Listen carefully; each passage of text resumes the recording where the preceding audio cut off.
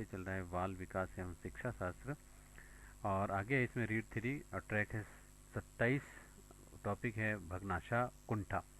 भग्नाशा वह संवेगात्मक तनाव है जो कि इच्छा या फिर आवश्यकता एवं अवरोध आ जाने से भी उत्पन्न होता है। इस तनाव के कारण भी बालक का समायोजन बिगड़ जाता है और व्यक्ति जब अपनी आवश्यकताओं या फिर इच्छाओं की पूर्ति करने में भी उत्पन्न बाधाओं को दूर नहीं कर पाता है और अपने लक्ष्य को प्राप्त नहीं कर पाता है, तो उसमें दुख एवं नैराश्य भावना भी उत्पन्न हो जाती है। इस नैराश्य भावना को ही मनोविज्ञान में भग्नाशा यानी कुंठा कहा जाता है। भग्नाशा के कारण है पहले तो भौतिक वातावरण। भौतिक वातावरण के अनेक तत्व जहाँ एक और मानवीय आवश्यकताओं की पूर्ति करते हैं, वहीं पर दूसरी और कभी कभी उनकी न्यूनता या फिर अधिकता व्यक्ति की आवश्यकताओं की पूर्ति में अवरोधक बन जाती है। फलतः व्यक्ति में नैराश्य एवं भाव भी जागृत होता है। दूसरा, सामाजिक वातावरण में मनुष्य एक सामाजिक प्राणी है और कभी कभी समाज को परंपराएं, मर्यादाएं एवं रीति रिवाज व्यक्ति की स्वतंत्र इच्छाओं एवं आवश्यकताओं की पूर्ति में भी बाधक हो जाते हैं और व्यक्ति की असंतोष एवं नैराश्य उत्पन्न करते हैं। व्यक्तिगत कारण में कभी कभी तो व्यक्ति अपने निजी कारणों या फिर कमियों यथा कुछ अकुशलता, शारीरिक दोष, अपंगता, अंधत्व, बहरापन आदि, बौद्धिक अक्षमता, भय, हीन भावना आदि के कारण भी अपनी इच्छाओं की पूर्ति न कर पाने के कारण भी भग्नाशा का शिकार हो जाते हैं। चौथा, आर्थिक कारण में घर की आर्थिक स्थिति ठीक न होने के कारण भी व्यक्ति अपनी तथा अपने परिवारजनों की कई जरूरतें एवं इच्छाओं की पूर्ति नहीं कर पाता है और उन्हें कई बार तो अपनी जरूरतें, आवश्यकताओं एवं इच्छाओं का दमन करना भी पड़ता है और इन सभी कारणों से व्यक्ति में निराशा भी उत्पन्न होती है। फिर है विरोधाभासी उद्देश्य एवं इच्छाएं। व्यक्ति अपनी सभी इच्छाओं एवं उद्देश्यों को भी पूर्ति करना चाहता है और परंतु कभी कभी उसकी कुछ इच्छाओं या फिर उद्देश्यों में भी विरोधाभास हो जाता है और वह यह अंतर्द्वंद की स्थिति उसके मन में कुंठा को जन्म देती है। नैतिकता एवं आदर्श है। हमारे जीवन में कुछ नैतिक आदर्श हैं, यथा हमेशा सत्य बोलना, चोरी नहीं करना, परीक्षा में नकल नहीं करना, किसी को नहीं सताना, अहिंसा आदि। कई बार ये आदर्श भी व्यक्ति की इच्छाओं और आवश्यकताओं की पूर्ति में या फिर लक्ष्यों की प्राप्ति में अवरोध उत्पन्न करते हैं। मानसिक तनाव। इसमें गेटस के अनुसार तनाव असंतुलन की वह दशा है जो कि प्राणी को अपने उत्तेजित अवस्था का अंत करने हेतु भी कोई कार्य करने के लिए प्रेरित करती है। इस प्रकार से मानसिक तनाव की स्थिति व्यक्ति में उत्तेजना एवं असंतुलन उत्पन्न कर देती है और तनाव होने पर व्यक्ति का मानसिक संतुलन बिगड़ जाता है और परिणाम स्वरूप ही बालक के व्यक्ति का समायोजन पूरी तरह से प्रभावित होता है। और मानसिक तनाव दूर करने हेतु भी प्रयुक्त प्रत्यक्ष रीतियों में भी कठिनाइयों का निवारण विभिन्न वैकल्पिक उपायों से की खोज और मूल इच्छाओं एवं लक्ष्यों का अन्य इच्छाओं एवं लक्ष्यों से प्रतिस्थापन आदि आती हैं। और तनाव कम करने की प्रत्यक्ष विधियों में मुख्य रूप से भी इच्छाओं का भी दमन और प्रत्यावर्तन, पृथक्करण, शोधन और आत्मीकरण, प्रेक्षेपण, क्षतिपूर्ति आदि सम्मिलित हैं। फिर मानसिक द्वंद्व या संघर्ष। फ्राइड के शब्दों में एकदम अहम एवं परम अहम के मध्य सामंजस्य का अभाव होने से मानसिक द्वंद्व होता है। मानसिक द्वंद्व की स्थिति में बालक को भी परस्पर विरोधी विचारों और उद्देश्यों, इच्छाओं आदि का भी सामना करना पड़ता है और ऐसी स्थिति में उसके मस्तिष्क में संघर्ष प्रारंभ हो जाता है और संघर्ष बालकों के मानसिक विकास में प्रतिकूल प्रभाव डालता है। मानसिक द्वंद्व के कारण है पहले तो भौतिकी एवं जैविक कारण। मनुष्य की कई भौतिक आवश्यकताएं यथा इच्छा, अच्छा एवं स्वास्थ्यप्रद आवास, आधुनिक एवं आरामदेह साजो सामान आदि तथा विभिन्न जैविक आवश्यकताएं यथा इच्छा एवं स्वास्थ्यप्रद भोजन, कामेच्छा, मनोरंजन आदि होती हैं और इनकी प्राप्ति में भी कोई कठिनाई या फिर बाधा मानसिक द्वंद्व को जन्म देती है। फिर सामाजिक कारण में समाज में व्याप्त रीति रिवाज, परंपराएं, नियम, प्रथाएं, धर्म एवं नैतिक आदर्श भी, जाति प्रथा आदि जो है भी कभी कभी तो व्यक्ति में मानसिक द्वंद्व उत्पन्न करने का कारण बनती है। संवेगात्मक कारण में व्यक्ति के मन में उत्पन्न विभिन्न मानसिक संवेग यथा इच्छाओं की पूर्ति न होना, दुख, सुख, प्रसन्नता व एवं अप्रसन्नता की भावना, कामेच्छा की पूर्ति या फिर आपूर्ति आदि भी मानसिक द्वंद्व का उत्पन्न करती हैं। आर्थिक कारण में धनाभाव के कारण भी व्यक्ति को अपनी आवश्यकताओं, इच्छाओं की पूर्ति के लिए भी पग पग पर भी मानसिक द्वंद्व का ही सामना करना पड़ता है। मानसिक द्वंद्व के दुष्प्रभाव, पहले तो संवेगों का असामान्य प्रदर्शन, दूसरा है असामाजिक अस्वाभाविक व्यवहार, तीसरा है स्मरण शक्ति का कमजोर होना, चौथा है प्रत्यक्षीकरण में कठिनाई और पांचवा बालक में अपराधी प्रवृत्तियों का जन्म और छठा मानसिक तनाव एवं मानसिक रुग्णता।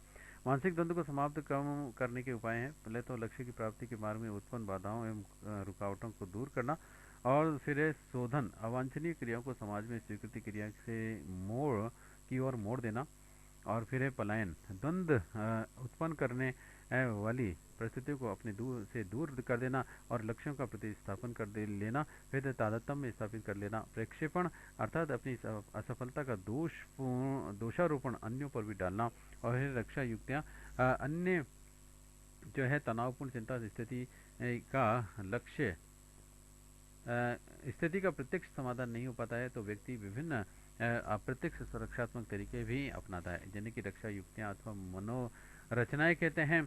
और फिर रक्षा युक्तियाँ अहम की रक्षा करने और समग्रता बनाए रखने तथा चिंता की से बचाव करने की अपेक्षाकृत अचेतन सुरक्षात्मक प्रयास है। रक्षा युक्तियों द्वारा भी कुंठाजनित तनाव, निराशा, असफलता तथा चिंता की प्रबलता में कमी, आत्मसम्मान एवं अहम रक्षा तथा व्यक्तित्व संतुलन में सहायता मिलती है। परंतु रक्षा युक्तियों द्वारा प्राप्त समायोजन ऊपरी तथा अस्थायी होता है और उसमें आत्म प्रवंचना भी निहित होती है। कुछ रक्षा युक्तियों का संक्षेप में वर्णन निम्न है। पहले तो दमन। दमन एक ऐसी रक्षा युक्ति है जिसके द्वारा व्यक्ति अपने कष्टपूर्ण अनुभवों, स्मृतियों, विचारों आदि का भी अचेतन रूप से भी दमन करता है। और प्रेक्षेपण, जिसमें व्यक्ति असफलता के लिए भी दूसरों, प्रतिकूल परिस्थितियों एवं अन्य व्यक्तियों को दोषी ठहरा करके अपने मानसिक तनाव को कम कर लेता है। जैसे कि परीक्षा में असफल होने पर प्रश्न पत्र या फिर परीक्षक को जिम्मेदार बनाना, और युक्ति कारण इसे औचित्य स्थापन भी कहा जाता है। और इस विधि में के द्वारा भी व्यक्ति अपनी असफलता वास्तविक कारण के स्थान पर भी अन्य का कोई कारण बताता है अथवा अपनी असफलता का दोष अन्य कारणों पर भी मढ़ देता है। लोमड़ी अंगूर ना पा सकी और तो उसने अंगूर खट्टे हैं कह करके अपनी असफलता का दोष अंगूरों के सिर पर मढ़ दिया। क्षतिपूर्ति, इस युक्ति में व्यक्ति एक ऐसे क्षेत्र में अपनी किसी भी कमी की क्षतिपूर्ति दूसरे क्षेत्र में करता है। उदाहरण के लिए भी पढ़ाई में कमजोर छात्र खेलकूद में परिश्रम करके अपनी कमी को पूरा कर लेता है।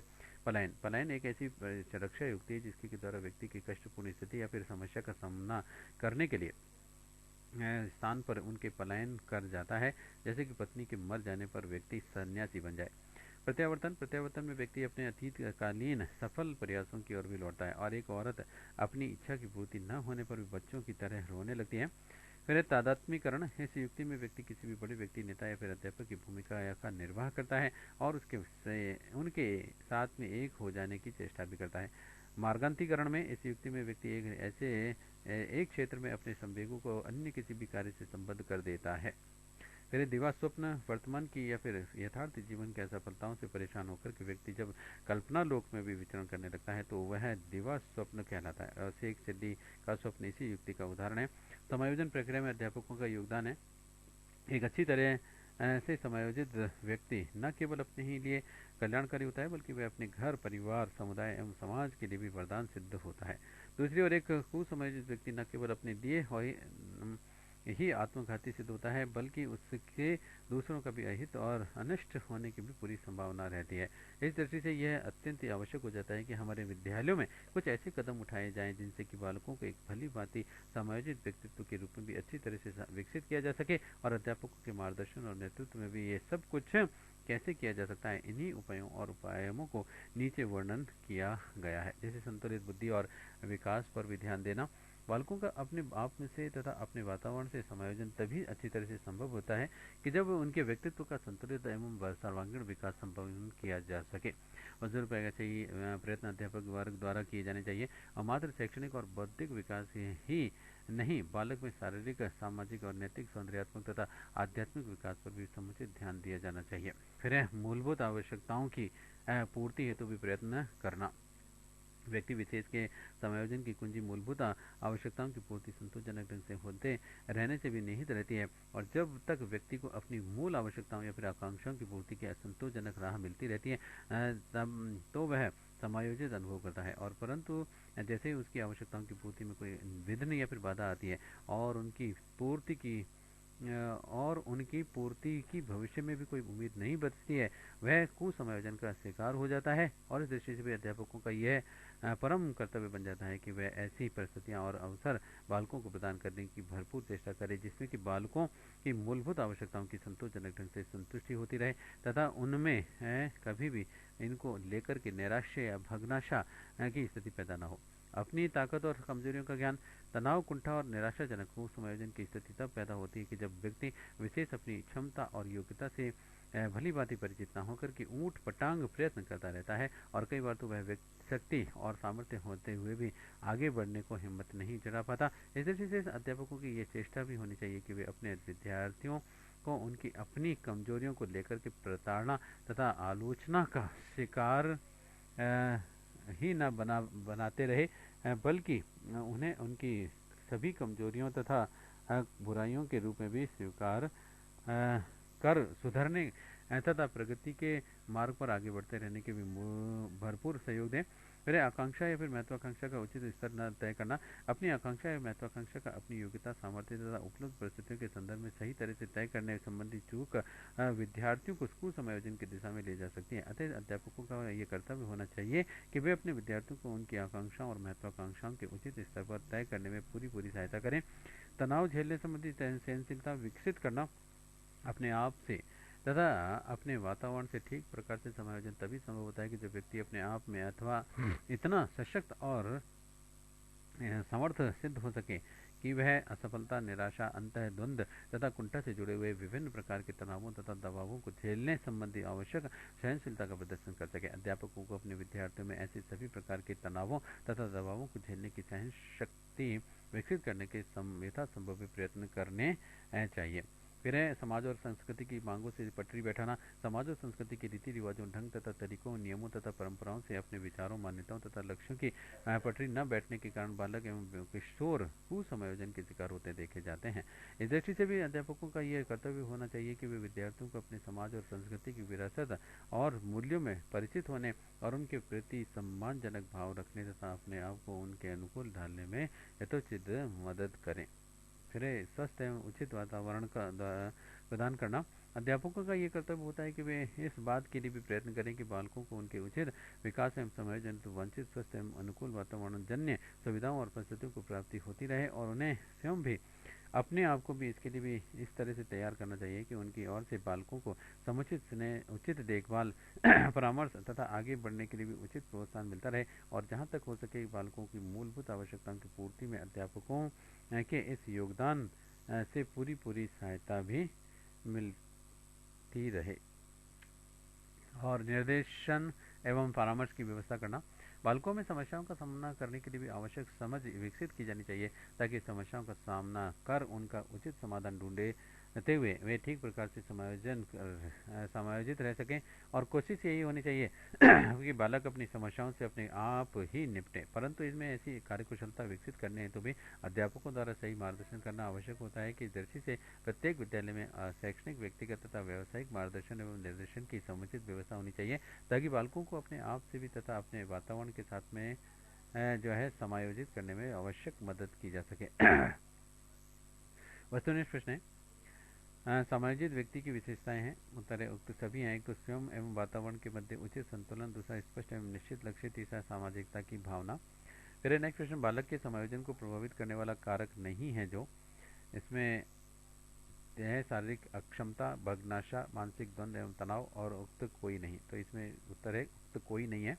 ऐसे समायोजन करने वाले व्यक्ति का लक्षण है, उत्तर है उपरोक्त सभी है। एक तो संतुलन, दूसरा संतुष्टि एवं सुख और तीसरा समाज व अन्य व्यक्तियों का ध्यान। फिर समायोजन की प्रक्रिया है, उत्तर है इसका गतिशील है। और निश्चय किस सिद्धांत के अनुसार ही हमें दुखद और अपमानजनक घटनाओं को याद नहीं रखना चाहिए, उत्तर है इसका दमन का सिद्धांत। और नेक्स्ट है प्रश्न, भग्नाशय की स्थिति में बालक निम्न में से कौन सा व्यवहार नहीं प्रदर्शित करता है, उत्तर है इसका आत्मसमर्पण करना। और नेक्स्ट है प्रश्न कि छात्रों की समायोजन हेतु विद्यालय में अध्यापक को निम्न में से कौन सा कार्य नहीं करना चाहिए, उत्तर है छात्रों को कठोर दंड देकर के कार्य करवाना। और नेक्स्ट है प्रश्न कि परीक्षा में असफल होने का कारण बालक द्वारा कठिन प्रश्न पत्र एवं परीक्षक द्वारा कॉपी ठीक से नहीं जांचना बताया यह कुसमायोजन की कौन सी रक्षा युक्ति है, उत्तर है प्रक्षेपण की। और नेक्स्ट है प्रश्न, कुसमायोजित व्यक्तित्व के लक्षण है, उत्तर उक्त सभी हैं। एक तो मन अनिश्चित एवं बुद्धि अस्थिर, दूसरा घृणा, द्वेष एवं बदलने की भावना और तीसरा उद्देश्य स्पष्ट एवं अनिश्चित। नेक्स्ट प्रश्न है भग्नाशा यानी कुंठा उत्पन्न होने का व्यक्तिगत कारण नहीं है जो, उत्तर है इसका रीति रिवाज। ऐसे किसने कहा था कि किसी बात को भली भांति याद रखने के लिए अच्छी तरह से सीख लेना ही आधी से अधिक लड़ाई जीत लेना है, उत्तर है ये कहा था गिलफोर्ड ने। और नेक्स्ट प्रश्न है कौन सी विधि छोटे, कम बुद्धिमान और असाधारण बालकों के लिए उपयोगी है? उत्तर है इसका खंड विधि। और नेक्स्ट प्रश्न, संघर्ष का अर्थ है विरोध और विपरीत इच्छाओं के तनाव के परिणाम स्वरूप उत्पन्न होने वाली कष्टदायक संवेगात्मक दशा। किसका कथन है? उत्तर है इसका डगलस एवं हॉलैंड का।